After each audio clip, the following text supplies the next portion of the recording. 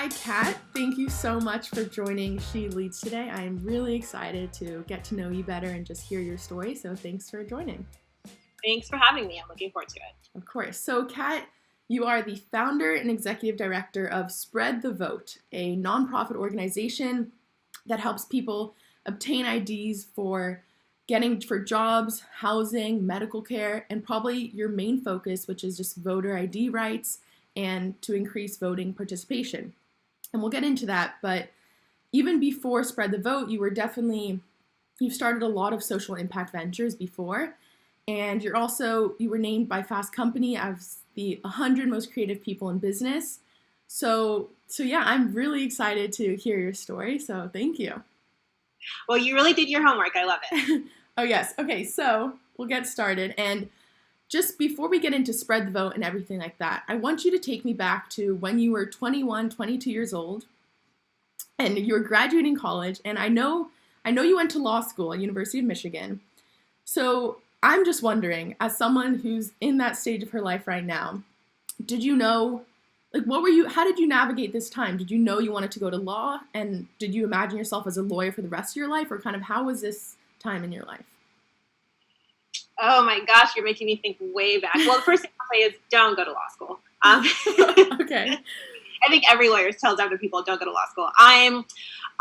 So when I was 21, I was a theater major. And really loved and was passionate about it, but I'd spent a lot of time trying to figure out how I could make a measurable impact in the Black community using theater, and I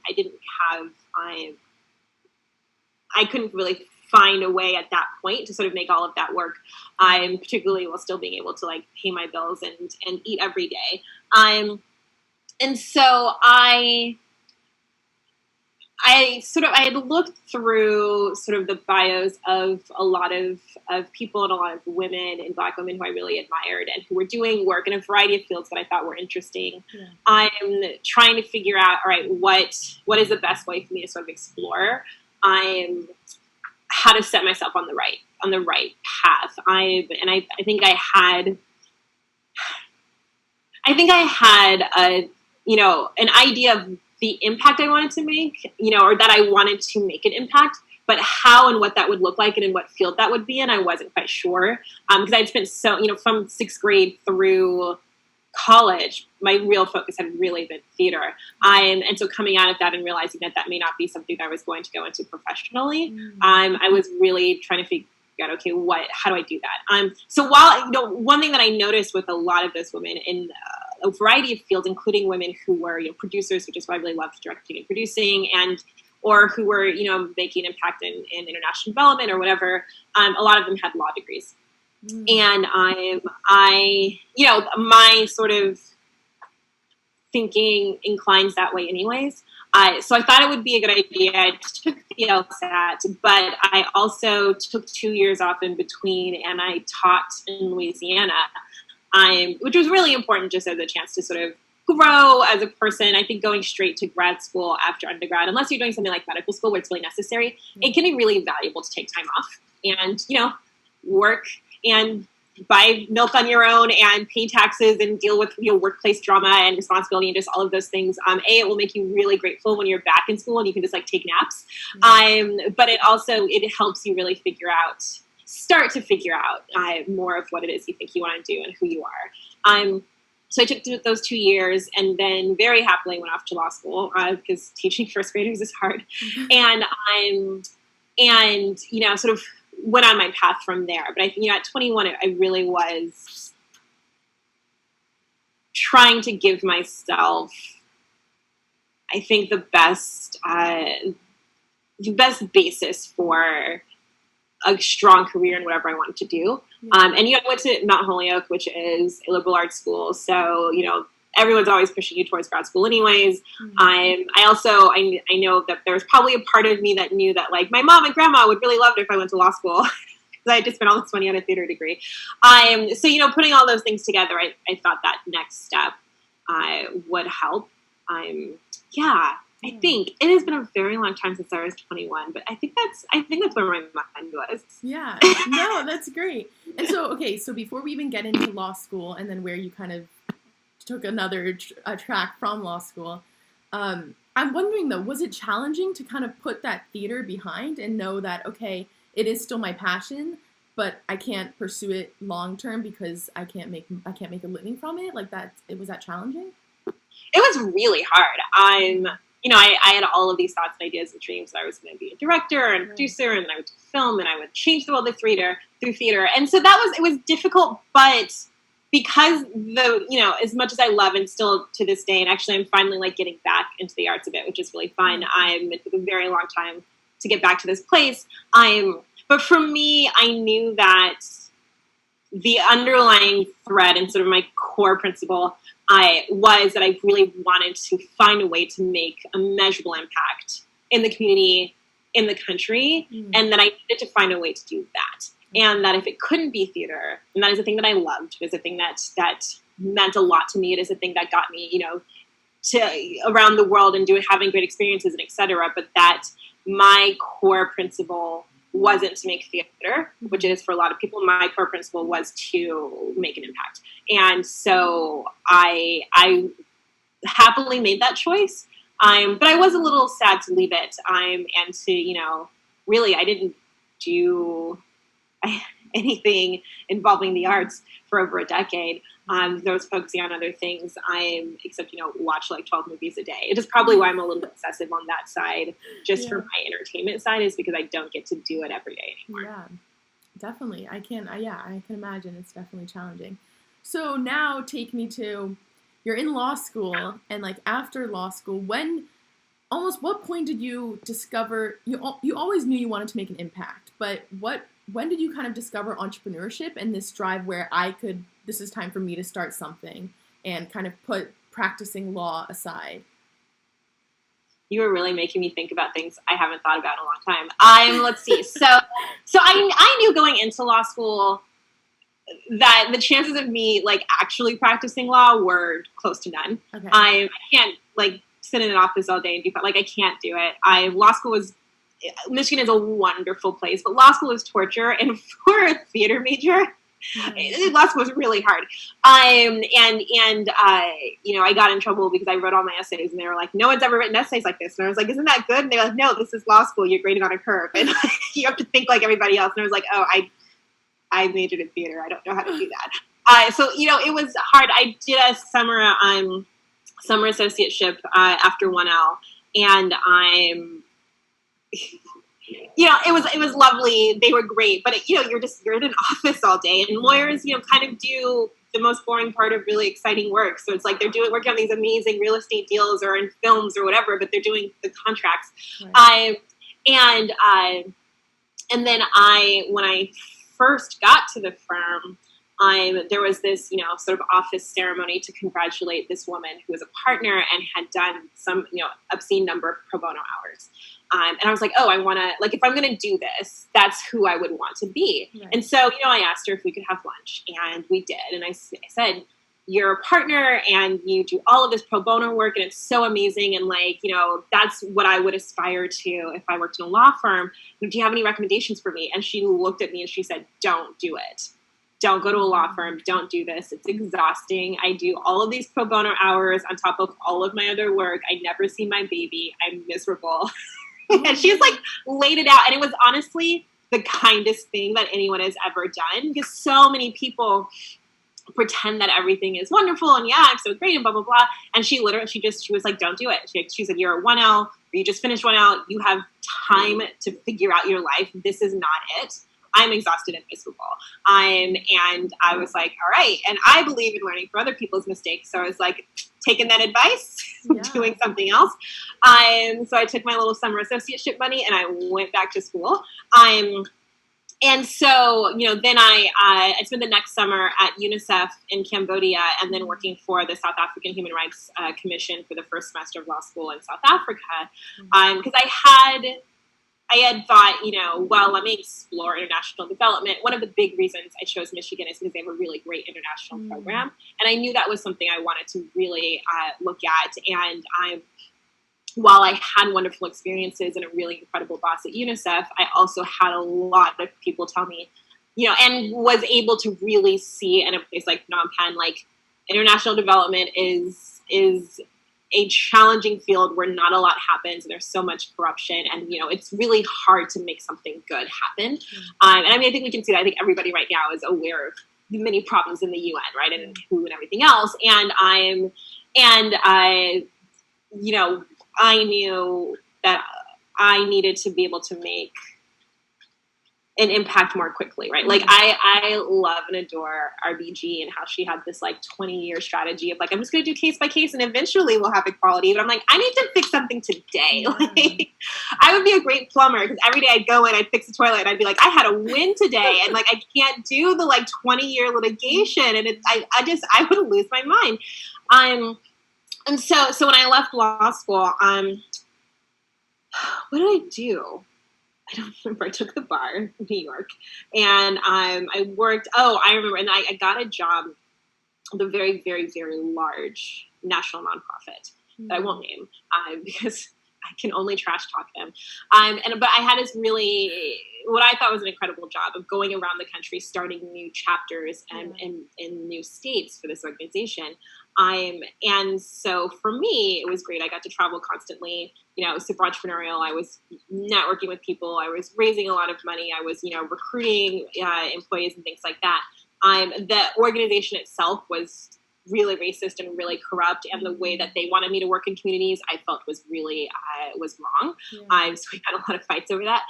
And so when I left that organization, I didn't stay for very long. So I was like, I can't, like, ethically, I can't be here anymore. That was when I was like, you know what, I actually could do this myself. And, the founder of that organization had founded it in undergrad. And never changed from her idea when she was 21, which is part of the problem. But I realized, I'm really big on gaining experience and on, learning from those who've come before me and sort of working in spaces or whatever. And I had thought that I would do that for a little while longer. And being in this organization that was so big and so well known and so sort of renowned at the time, people have started to realize sort of the truth about it. I realized, I actually can do this, and maybe it won't be at this level. And I think there are some problems with nonprofits that get that big, but like I can make an impact in a small way now. And I was in DC, and I'm really still trying to figure out what's a way to make a long-term measurable impact in the community and in the Black community. And so that was when I started my first nonprofit. Yeah, probably. I started two things around the same time, but my first nonprofit, which was called Michelle in Training, and we taught professional and life skills to high school girls. And that was a really important exercise because, I sort of started it from the ground up, and I made our little, I wonder if I have one in my bookcase. But we had these amazing little, handbooks. Oh, here they are. For the girls. Oh, that's cool.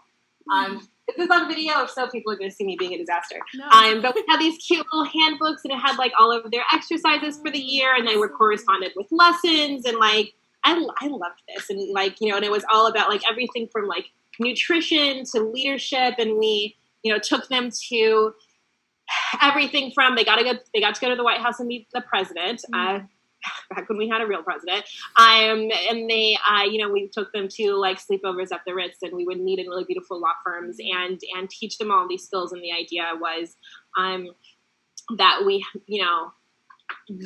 DC was rapidly regentrifying at the time, and the people who had built the city, working and poor Black people were being pushed out.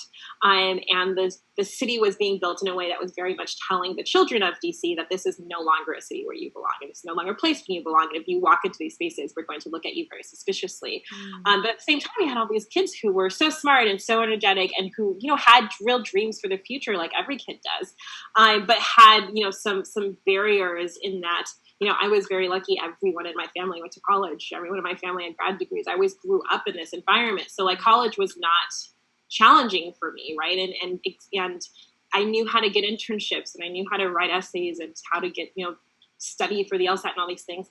And that's a really fortunate and privileged thing that most kids don't have. And so I wanted to surround these girls with women who looked like them, who had gone to college and who had careers and who, they would do like career speed dating and just get to be in the spaces that they thought weren't for them and understand you can come to these buildings and these restaurants and these hotels and to get to learn all of these, sort of like we call them professional life skills, all of the outside skills, the things you don't learn in school, but that make it easier to adapt to the collegiate setting and the professional setting, et cetera.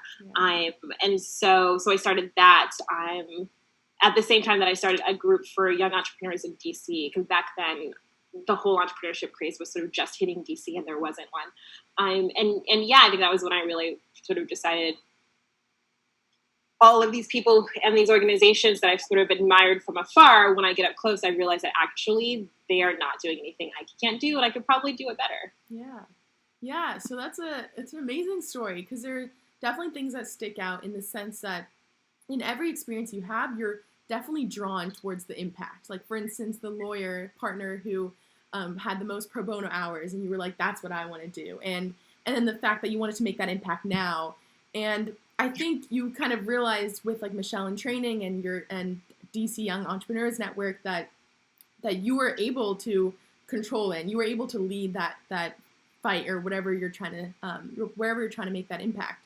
So I'm wondering now, starting your own venture, and especially in social impact and nonprofits, like it's definitely challenging, and there's definitely challenges compared to a for-profit venture. So what are the biggest challenges that you face, and kind of how have you dealt with that? Oh my. Well, I mean, I think every nonprofit will tell you the biggest challenge is fundraising. Yeah. It's what you do constantly. I'm there. It's not like a for-profit where, and I mean, these days for-profits aren't making any money either, but like where you can create where your raison d'etre is something that will eventually bring in revenue, right? Nonprofits can and always exploring, and we're very much exploring, well, are there ways that we can create sort of revenue models? But that's not how a nonprofit is based. A nonprofit is supposed to survive on the kindness of strangers. And that means you're constantly, every single day begging people for money, and then thanking them for money and asking them for more. And this is never ending exhausting cycle. And the more impact you want to make and the bigger you want to get, the more money you have to ask for. And it is, and everyone who gives you money has their own idea of what you're supposed to do with it. And some believe that it means that they have more control over you than others, and this and that. And it's really challenging, and it's really hard. It's very exhausting. Most nonprofit leaders get a little burnt out. It's like, can I just go be a barista at Starbucks? Because, it's challenging. So I think that's the first thing. And then no nonprofit is ever operating with enough anything because of that problem. Because you're just asking for money all of the time, you never have the staff you need or the resources you need. So you always have a staff that are overworked. And so, some nonprofits do a better job than others of trying to make sure that their staff is, cared for and balanced and whatever. And, you care so much about the work you're doing that you want to do as much as possible, but you also have to be able to pull back enough to not destroy your staff. Sure that your team is okay. And so that balance is always a challenge. And then there's also just the world of nonprofits can be really competitive and really cutthroat. A lot of it is because people, really believe in resource scarcity and think that they're competing. And sometimes you are, and sometimes you aren't. But because of the way that funding works, it precludes a lot of collaboration, or it frequently will create false collaboration because donors really want you to partner with organizations, but those organizations don't want to partner too much because it's, so it's just, there's a lot of competition there that I think people don't see. One of the things that I always tell people is, if you can build a social enterprise, build a social enterprise. Like there is not a way that I could have done that with IDs, because we are working with people who can't afford IDs, which is why we're helping them. So I can't charge them to help us get an ID. But if you can build a business that is both for profit and doing good, then you eliminate, at least partially, if not totally, that need to spend 90% of your effort raising so much money because you're generating your own funds, and then you can use that to actually build and grow your organization in a different way. And so, and then you're also leaving those C3 nonprofit funds open for the organizations that are doing work that they really just can't realistically do for profit, which then allows for more space there. So, that's the fundraising and the mission management and sort of team care and management, and just, there's just a lot of burnout. Yeah. It's a really tough job, but you always feel, right now we're grounded. Mm-hmm. Can't really work. We're doing a lot of other things because we can't go out in the streets and help people get IDs. And there's a lot of guilt, and I'm always trying to work with my team and say, like, we can't feel guilty about this. We're not the reason that we can't work. We didn't do anything, but we know how desperately our clients need our help and how desperately people need our help. And so you always feel like, oh, if I go to sleep, if I'm not working, I'm letting someone down. And you really have to manage that. No, well, but if I don't sleep, then I'm going to crash in 3 weeks and be in the hospital for a month, and then I'm going to let everybody down, So having that, finding that balance and alleviating that guilt of not doing enough is a really tough thing for a lot of people. Yeah. And so I want to get into more kind of your leadership style and motivating these employees, especially during this time. So before we get into that, just tell me a little bit more about Spread the Vote and where your passion for this comes from. Sure. So as you said so well, Spread the Vote helps people get a photo ID, which they, use for everything you need ID for: jobs, housing. A lot of food banks require ID to get food. A lot of shelters require ID to get a bed at night. And then in quite a few states, a majority of states around the country, you also need ID to vote. So we help people get all of the documents you need to get ID. So birth certificates, proofs of residency, proofs of identity, etc.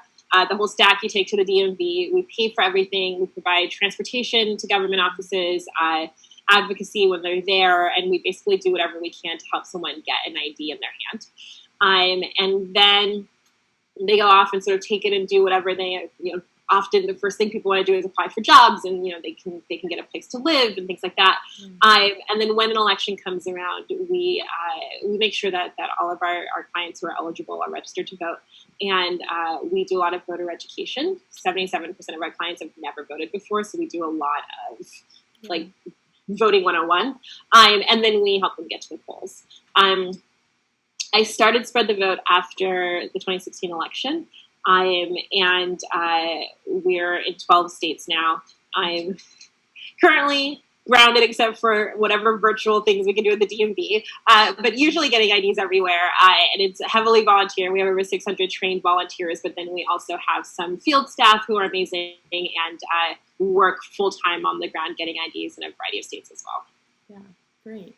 So I'm wondering now, with COVID-19 and this pandemic happening, as you said, it's hard to almost keep these employees knowing that it's not in their control, and it's kind of like, what can we do right now? So I'm wondering, how do you, as a leader and the leader of Spread the Vote, how do you keep your employees motivated? And almost just a general sense, how did you know kind of what leadership style you should implement for your organization? Yeah, I'll answer the second one first. The benefit of having had lots of jobs with horrible managers is I know what bad managers look like. Yeah. I have a long list of things I'll never do. I think one of the biggest things, and you see now, there's so many stories of horrible managers, whether it's the CEO of Away or WeWork or, whatever. And I think a lot of it is because we have so many young people who are starting businesses who've never really worked. And so they don't actually know what it looks like to be on the other side. And then we sort of stuff people with this idea that you must be a genius and here's $1 billion. You never have to pay back for this idea you had in your bedroom. And it leads to a lot of narcissism and issues of ego that then lead to employee abuse. Having been for a very long time on the other side, I know exactly what it's like to be an abused employee. And so I work really hard to try to make sure that I am, always treating my team the way I need to be. And so as an example, one of the very first things we did, we realized at sort of the same time as everyone else, I think we're going to have to stop operations. And I sort of thought like someone from the CDC should be calling me and telling me what to do, but nobody did. Mm-hmm. And so I sort of talked to other friends who run orgs and being like, I guess there's a pandemic and we should do a thing. And so then I told the whole team to stop. And one of the things that I thought of was, all right, everyone's not going to be working. And, I took my mother to Costco so that, I could get her a bunch of bulk items and whatever. And it was really expensive. And then I was like, you know what?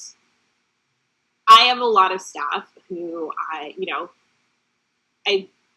pay as best I can, and everyone makes sort of, good average nonprofit wages. But, this is a tough time. I have a lot of single mothers who work for me, people who have responsibility for other people. And I was like, if I'm at Costco right now, and I know how expensive this is, and I know that for some of my employees, this might be a tougher thing to do. Like, I don't have kids, so I do have student loans. Those are my children. The reason not to go to law school. I thought, it would really be helpful to get like a stipend from my employer. And I was like, I am my employer. And so then I was able to, sort of go through our budget and pull out enough to be able to send all of my employees a stipend and tell them, hey, take this to Costco, or if you can find toilet paper, buy it, or whatever. So there are moments when I just think like, if I know, I could really use a thing, then I know my employees might need that too. And I think of that both in these sort of emergency situations, as well as just, how would I want to be managed, and how would I want someone to talk to me if I wasn't doing a good job at my job, right? And perhaps needed to be fired, or perhaps needed to change a couple of things so I'm going to be fired, right? Or how transparent would I want my boss to be with me if we were, say, having, financial difficulties? 2019 was the worst year of my life, and like fundraising for nonprofits was in the hole last year, and it was really difficult. And so, I had to make a lot of decisions about like, how do I talk to my employees about this and keep them apprised of what's happening and make sure that they're, aware. And like I had to make, when hard decisions have to go down, how do I talk to them? How do I manage them? I'm very big on sort of hiring really good people, giving them responsibility. We track data for days, but I don't micromanage because I don't have time. And because if I have to micromanage you, then this is probably not the job for you. We're all remote. You're very independent, but I think that for me, I just am always trying to think through, is this a way that I would want to be treated? And, I try to be super transparent about everything. We have an employee handbook that has like, salary ranges for every levels of jobs and whatever. So that everyone always knows, and if I'm traveling, I follow the same rules that the staff has to travel about, price ranges for hotels or whatever. And I always sort of think, well, if my board or one of my staff members were here, would they be okay with this decision that I'm making? I think that in doing that, the number one rule of leadership is someone is always going to hate you. Like that's just, you can't please everyone. Someone's always going to be angry. Someone is always going to think you're doing a bad job. Someone is always going to think you're a bad manager. Someone is always going to leave unhappy, no matter what you do. You're always going to have a bad employee or someone who tries to steal from you or this. Like that's just life in humans. But you can do your best to make sure that you are being the person and the leader that you think you want to be. Abigail Disney, who I freaking love, and the other day, I have gone off Twitter this year, which is the best life decision I ever made. But now my friends send me things, so I'm always late to what's happening on the socials. But she did this fantastic thread about, how I've seen did the Disney leadership and Bob Iger are being right now. They furloughed 100,000 employees, but they're still getting $1.5 billion in benefits. She went through their compensation and all those things. And I've always read those things and just thought, okay, how do I, in my very small way, with my not $1.5 billion, but how do I make sure that I am being the better version of that, right? How am I making sure that I'm compensating my team before me? So there was a time when I had to stop paying myself so that I could pay them. And I do not have stock or a lot of reserves. I just depleted my savings, but that was more important to me, now we're in this emergency. And so I'm constantly thinking about what's the best thing for them. And so one of the things that we're doing a lot of things, but one thing we're doing is we're actually working to make sure that our team has a lot to do, because there's nothing worse than being stuck at home all day with nothing to do. And especially when you have, kids all around and whatever. And so we have come up with team projects so that we can, our teams can bond, and we're connecting people who work in different states who may not get to work very often together, and then doing presentations. And we're lending ourselves out to other organizations that need help with things. I'm saying, hey, I've got, 10 staff members who have nothing to do. Give us some work. And so we're volunteering for other organizations.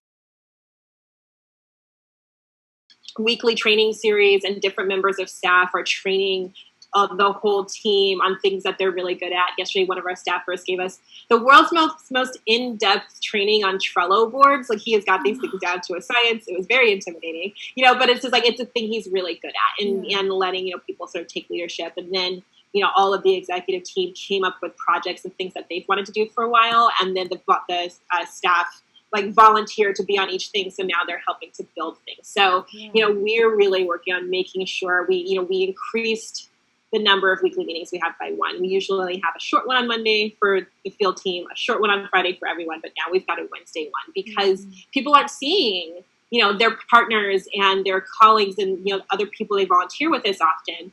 And so I knew, I think it's actually important that we see each other more now than we usually do. And then, it was, oh my God, it's already almost 2 months. A few weeks ago had been a month since we shut down, and I sent out the stipend, and I was like, all right, it's been a month. I'm going to send out another one, and I'm going to try to do that as often as possible. And I also am working very hard to be transparent with them about, hey, we're entering the Greatest Depression. This is how much money we have for us to be able to make payroll for X amount of months, and constantly keep these apprised, because I know that they're afraid. I'm afraid. Everyone's afraid, and I want them to know. And I told them last week, look, we've got X amount of months. I recommend you start saving now just in case. We're still working like crazy. I've got a 12-page to-do list. I'm trying my best, but I really want them to know when they're secure and what's happening at all times. And then we're constantly we had a Netflix party the other day to watch the new episode of Tiger King. We're trying to do more social things. I have a range of, a couple of employees who are single and living alone and stuck alone right now, and some who are stuck at home alone with kids of various ages. And so I know that social interaction is really important. And being busy is really important. And so I'm doing my best to make sure that we're really taking care of folks the best we can, as this sort of small nonprofit that works remotely, and making sure that I'm also constantly asking, are you okay? What do you need? We have unlimited leave, so if anyone needs to take off, they can. But so far, everyone has been like, no, I really want to work more, because otherwise, what are we going to do all day? So really, honestly, I think leadership just comes down to the golden rule, Yeah, no, I agree. I think that's so great. And the fact that you kind of think, okay, if I was an employee, what would I want my boss to treat me as? I think that's honestly such a great, almost premise to lead on. And then just the whole notion of transparency, I think that's also very appreciated and valuable. So I think that's great. So I guess this is a pretty good segue now into kind of the more fun questions. So maybe you have some inspiration from your team projects that you've done at Spread the Vote. But I'm wondering, so what is a passion or hobby that you have that's just completely unrelated to your work? Oh, all of my passions and hobbies are unrelated to my work. Okay. So a few things. I mean, again, having come up in the theater, I am such a film and TV buff. It's all I ever talk about. I've got Jurassic Park on a screen to the side right now because that's the movie I watch when I need to get a lot of work done. So I really love, and I live in LA, so it's the perfect city to be obsessed with movies. And I spent past tense, a lot of time going to screenings and going to my favorite theaters and this and that. So I really love that. I also, one good thing about the current apocalypse is that I had a hobby that I loved and I had to give up when I started Spread the Vote, which was archery. I loved it more than anything, but it's a very time consuming. And when I started this organization, I had to stop. And now all of a sudden we have time. So I'm building a target and putting it on the roof of my building because the landlord never goes up there. And it's kind of start shooting again, which I'm excited about. I've started cross stitching again. This apocalypse has been great for me pulling out all the old hobbies. Yeah, definitely. That's great. I have to just ask about your love for theater and movies. So have you seen Some Good News, the Hamilton skit? I haven't. I heard about it. Someone sent it to me. I need to watch it, so no spoilers. You need to watch it. Like, I won't tell you anything, but I'll tell you need to watch it. Like, no minute wasted watching that. So definitely go watch that. So, okay, as a last question, and it might be connected, but I want you to try and think of something different. So, what is a fun or weird talent that you have that no one else really knows about? And so I'll go first. So okay. I can throw blueberries into my mouth. So at like a distance, and it's like even cooler with a partner, you know, but it's just me. So here we go. Okay, so here's a blueberry. Okay. There we go. I am impressed. Thank you. I don't know if I have any fun or weird talents. I should develop one for this question. I think one thing that I love to do when I'm watching TV or something in my spare time that people who find out think is weird, but I love to crochet, but I can only crochet square things. Like, I could crochet the hell out of a striped blanket, but if you ask me to make, like, a hat, it's never going to happen. And I don't know any stitches beyond the basic one because it's, like, a thing I like to do so I don't have to think. So I just want to be able to, like, go along and watch something and not think about it. So I can't be messing with patterns or anything like that. But, you know, I like little crafty things that I can do with my hands to, like, because I am at a point now where, like, I'm going to be working unless I am actively doing something else, right? So, like, I have to, like, if I'm, you know, I run, you know, every day or work out in archery or whatever, or, like, if I'm watching TV, I have to be cross-stitching or crocheting, but, like, if I don't do that, then I'm going to have my laptop open and I'm going to be working. Yeah. So, like, crafting, I love Lego, like, so much. I make Lego kits constantly. But yeah, I love, like, making little things, and I really love following instructions, which is, I think, why I like Lego and cross-stitching. Like, I like the rules. Like, I love that. I think that's great. I think that's a great one. So, okay, well, first, Kat, thank you so much. This has been so great. I've learned a lot, and I'm just so excited for others to learn from you as well. But yeah, thank you for joining SheLeads. I appreciate it.